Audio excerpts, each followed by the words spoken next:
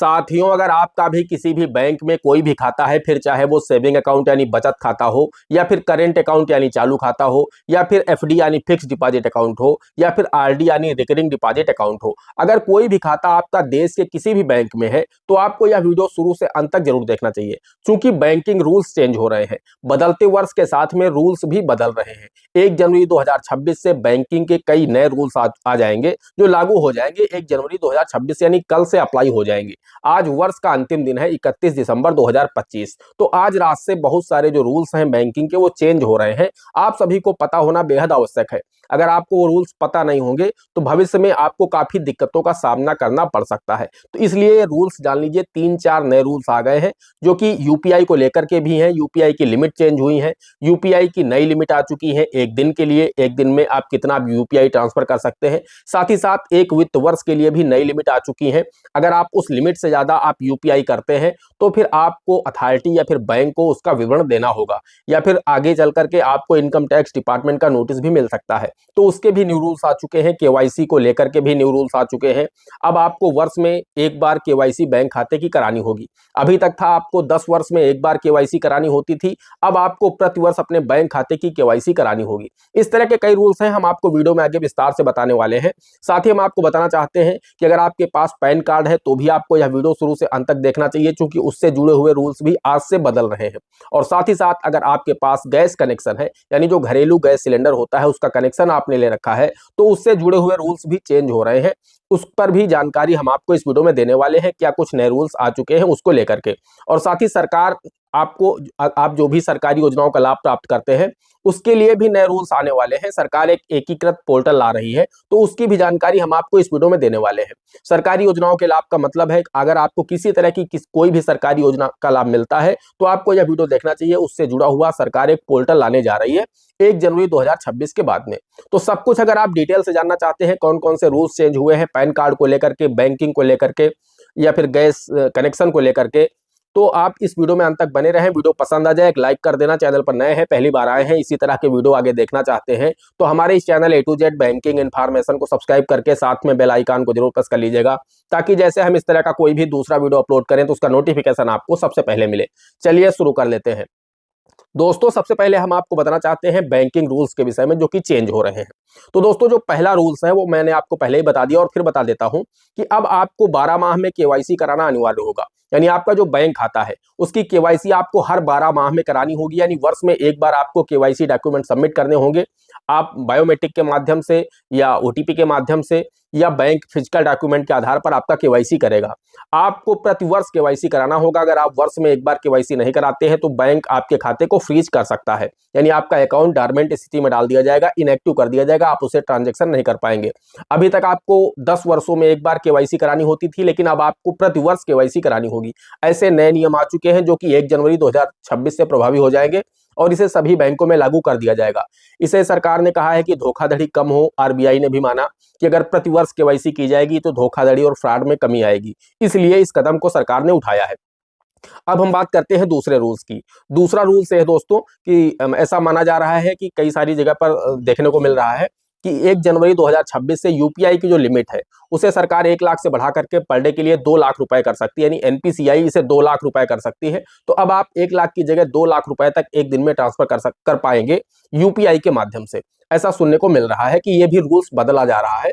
तो ये कल पता चल जाएगा कि रूल्स चेंज हुआ है फिर नहीं चेंज हुआ, लेकिन कई जगह पर खबरें मिल रही हैं कि कल से यूपीआई की लिमिट बढ़ जाएगी। इसके साथ ही साथ यूपीआई के लिए जो आपके लिए वार्षिक लिमिट होती है कि एक वित्त वर्ष में आप यूपीआई से कितना सेंड और कितना रिसीव कर सकते हैं, यानी आप अपने सेविंग अकाउंट से यूपीआई से कितना टर्नओवर कर सकते हैं, तो उसके लिए भी आप लोग पढ़ सकते हैं। इसमें लिखा गया है कि आप अगर 10 लाख रुपए से ज्यादा यूपीआई करते हैं एक वित्त वर्ष में, यानी एक फाइनेंशियल ईयर में अगर आप 10 लाख रुपए से ज्यादा का टर्नओवर करते हैं यूपीआई के माध्यम से, तो फिर आपको अथॉरिटी या फिर बैंक को उसका विवरण देना होगा।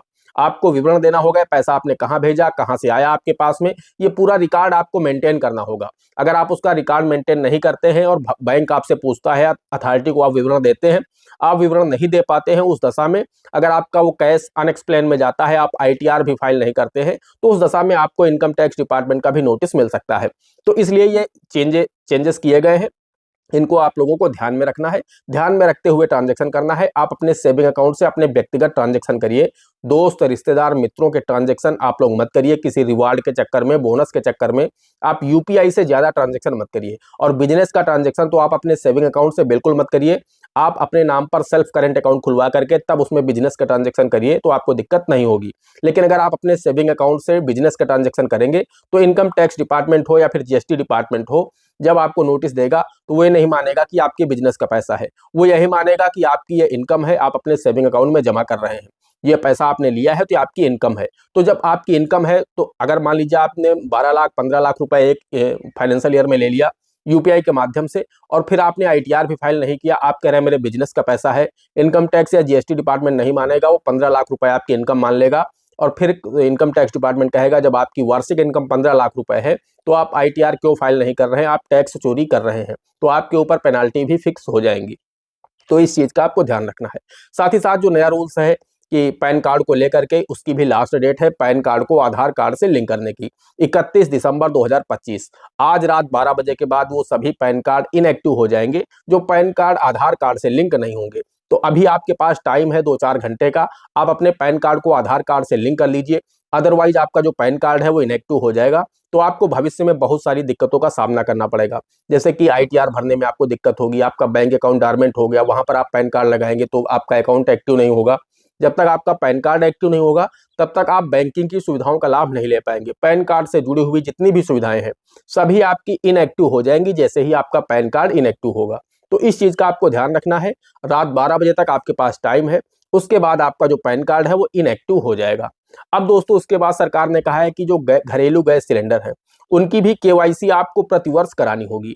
अब आपको प्रतिवर्ष अपनी गैस की केवाईसी करानी होगी, तभी आपको सब्सिडी का लाभ मिलेगा। जो लोग प्रतिवर्ष अपनी गैस की केवाईसी नहीं कराएंगे उनको सब्सिडी का लाभ नहीं दिया जाएगा। तो इससे भी आप लोग वंचित रह सकते हैं अगर आप अपनी गैस की सब्सिडी प्रतिवर्ष नहीं कराएंगे। यानी हर 12 माह में आपको अपनी गैस की केवाईसी करानी ही करानी है, नहीं कराने पर आपको सब्सिडी का लाभ नहीं दिया जाएगा। इसके साथ ही साथ सरकार ने कहा है कि अब हम सभी सरकारी योजनाओं को प्रदान करने वाला एक ऐसा पोर्टल तैयार कर रहे हैं जो कि हो सकता है जनवरी 2026 में ही आ जाएगा, कि वहां पर आप सभी को सभी सरकारी योजनाओं का लाभ एक ही पोर्टल पर मिलेगा।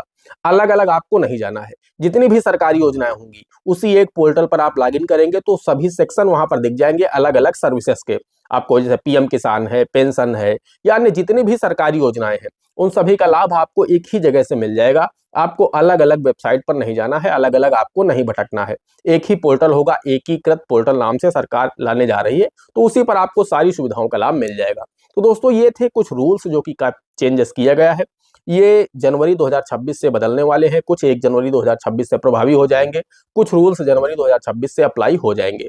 दोस्तों आशा करते हैं आपको वीडियो पसंद आया होगा। अगर वीडियो पसंद आया है एक लाइक करना, चैनल पर नए हैं पहली बार आए हैं, इसी तरह के वीडियो आगे भी देखना चाहते हैं तो हमारे इस channel A to Z banking information को सब्सक्राइब करके साथ में बेल आइकन को जरूर प्रेस कर लीजिएगा, ताकि जैसे हम इस तरह का कोई भी दूसरा वीडियो अपलोड करें तो उसका नोटिफिकेशन आपको सबसे पहले मिले। दोस्तों आज के वीडियो में इतना ही, मिलते हैं अगले वीडियो में किसी अगले इंटरेस्टिंग टॉपिक के साथ। तब तक के लिए जय हिंद, जय भारत।